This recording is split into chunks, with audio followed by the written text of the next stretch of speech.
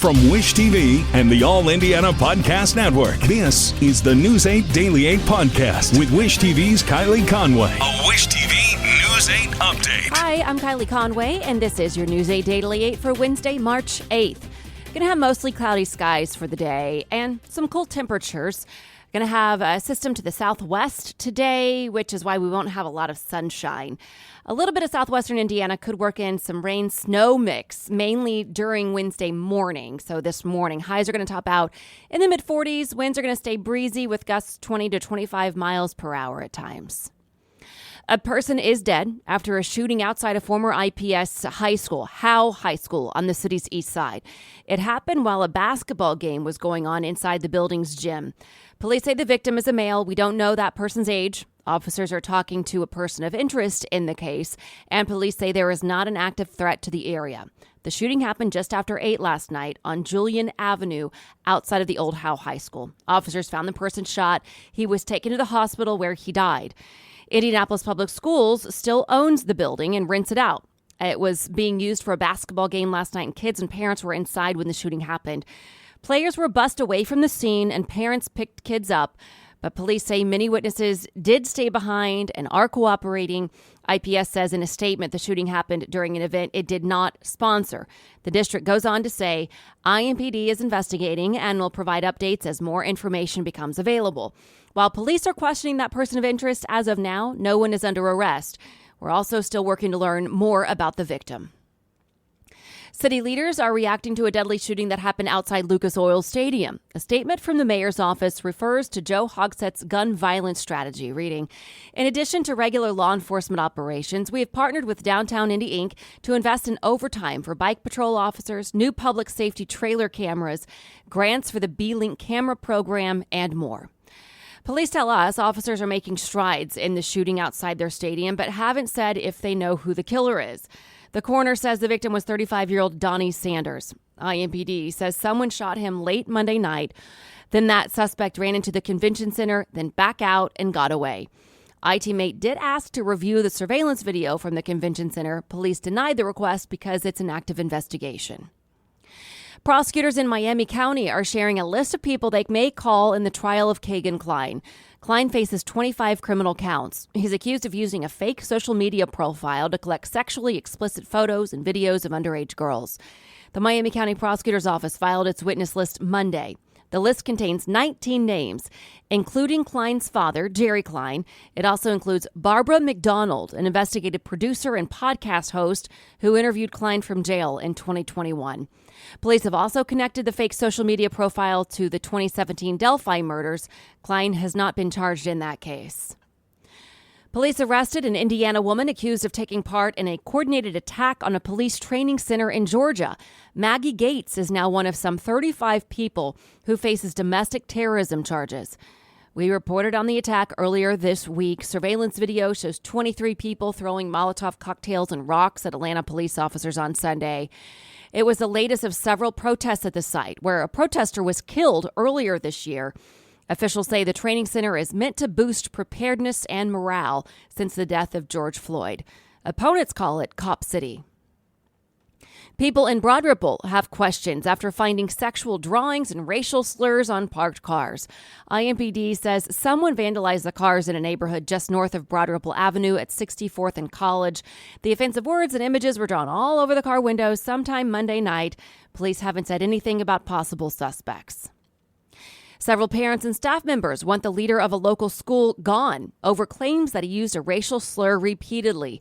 The Edison School of the Arts says students first reported that Nathan Tuttle used the N-word as he reprimanded them for using it. At last night's board meeting, dozens of people spoke out, including staff members and parents. Makisha Smith says her son was one of the students involved in the initial incident. To have your child call you screaming to get to the school almost in tears because an administrator used the N-word repeatedly is downright upsetting, to say the least. A teacher also spoke, saying she won't return to the school next year and claims many staff members have left because of Tuttle. The board took no action last night, but says it still welcomes comments as it investigates the situation. To DeKalb County, where state police are sharing more about the funeral procession for a trooper killed in the line of duty. Police say Master Trooper James Bailey died during a chase Friday evening. The procession is set to leave from the funeral at Garrett High School in Garrett and head north on State Road 327. Then it will head east on State Road 8 through Auburn to Cedar Street, where it will stop at the county courthouse. The procession will then head back to Garrett, taking several city streets and county roads to get to State Road 327 North. And then it will take a few more city streets to get to St. Joseph Catholic Church, where the final 1042 will be held. Finally, the procession will head to Calvary Cemetery for Bailey's burial. Officials say 2 survivors of a deadly abduction in Mexico are back in the U.S. Latavia McGee and Eric Williams arrived at a hospital in Texas yesterday. Authorities say they found the pair in a wooden shack guarded by a man they arrested. The 2 other kidnapped Americans were found dead. Mexican officials identified the man under arrest as Jose N. Mexican investigators have said the abduction was a result of confusion and not a direct attack. U.S. officials are vowing to hold any suspect accountable. Mexican officials say the bodies of the 2 Americans killed will be turned over to the U.S. following forensic exams. A divide is developing among congressional Republicans over newly released video from the Capitol riots. House Speaker Kevin McCarthy recently shared more than 40,000 hours of security footage with Fox News host Tucker Carlson. Carlson aired the first installment of videos Monday night. Critics say he cherry-picked clips of calmer moments to falsely make the case that there was no violent insurrection, and instead referred to the protesters as sightseers. Republican Senator Kevin Cramer and Minority Leader Mitch McConnell say Carlson is wrong. Breaking through glass windows and doors to get into the United States Capitol against the orders of police is a crime. To somehow put that in the same category as a permitted peaceful protest is just a lie. With regard to the presentation on Fox News last night, I want to associate myself entirely with the opinion of the chief of the Capitol Police about what happened on January 6th. Carlson also questioned the link between the riots and the death of Officer Brian Sicknick. Sicknick died the day after the attack. Sicknick's family slammed Fox in a statement saying, "Every time the pain of that day seems to have ebbed a bit, organizations like Fox rip our wounds wide open again, and we are frankly sick of it." 5 women in Texas are suing the state over its abortion ban. They say they were denied abortions when pregnancy endangered their lives. The lead plaintiff says she was thrilled when she found out she was pregnant, but her water broke just 4 months in. She says she was forced to wait until she developed blood poisoning before doctors would provide an abortion. You're 100% for sure going to lose your baby. We just kept asking, isn't there anything we can do? Isn't there anything we can do? And the answer was no. The 4 other women say they had to travel out of state to receive care for pregnancy-related complications after doctors recommended an abortion, but could not provide it. Federal investigators are opening a wide-ranging investigation into the safety policies at Norfolk Southern. NTSB says it will start with the safety culture of the rail company. The board says teams are already looking into several significant incidents, including 3 in Ohio in recent weeks. The toxic derailment in East Palestine, last week's derailment in Springfield, and a collision in Cleveland that killed a conductor yesterday. The NTSB investigation will run alongside a similar probe from the Federal Railroad Administration, which plans a report in 60 days. The EPA is pausing shipments of toxic waste from the East Palestine site to Indiana. iTeammate spoke to IUPUI geochemist Gabriel Filippelli, who says the timeout is likely because of testing for dioxins. Dioxins are a class of chemicals that are actually quite dangerous. They're called persistent organic pollutants because they last in the environment for a very long time. Filippelli tells iTeammate the landfill in Putnam County is qualified to take waste with dioxins and has been taking it for quite some time. A professor at Indiana University is offering insight into why the EPA wanted the waste shipped away from Ohio in the first place. Mark Lame teaches at the IU School of Public and Environmental Affairs. He points to the Interstate Commerce Clause. He says it allows companies to take hazardous waste to other states without the consent of the state. He says that's when things can get dangerous. Lame says shipping waste is often seen as nothing more than a business transaction, so states and communities are not informed when hazardous waste is brought in. He says there is not much danger in the short term if facilities like the landfill in Russellville are working properly and meet federal standards. Lame adds that science changes over time and it's difficult to predict how the surrounding environment may change for decades to come. We don't know for the long term. We try to. For several decades out, we can say, well, based on other facilities, they don't leak if they were created a certain way. And so that we know. But, for real sustainability for our grandchildren or great-grandchildren, we're not sure. And so that is something that we have to maintain. I would say everyone needs to know a basic fact, which is that science changes.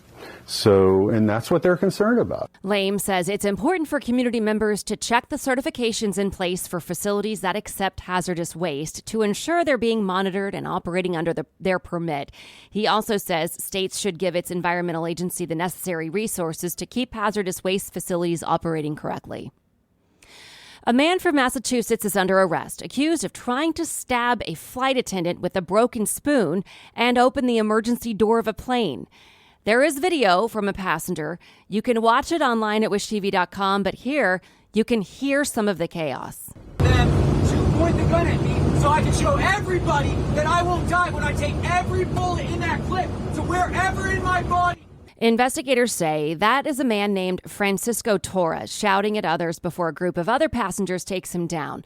It happened on a United Airlines flight from Los Angeles to Boston on Monday. The woman who recorded the video explains what happened. A couple of passengers tried to talk to him to calm him down. It was only making him more agitated. A woman tried to approach him and say that, he was scaring the passengers. He didn't care. He was getting louder. Many men from the plane jumped up, followed him, tackled him to the ground, and there were probably about 4 to 6 of them that sat on top of him to restrain him. The flight crew, immediately had zip tie his feet and his arms. Torres faces several charges. He is scheduled to appear in court on Thursday. The Damien Center is set to break ground on a massive expansion today. The new Damien Cares Clinic will be at the corner of East Washington Street and Oriental Avenue.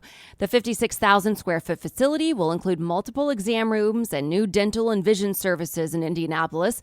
It will also include a new lab and an expanded food pantry and pharmacy. The Damien Center says Olympic diver Greg Louganis is auctioning 3 of his Olympic medals to help finance the new Welcome Center, which will be named in memory of Ryan White.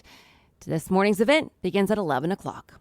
And to business headlines, there are only 10 car models that are priced below $25,000, but used car prices have dropped for 4 straight months.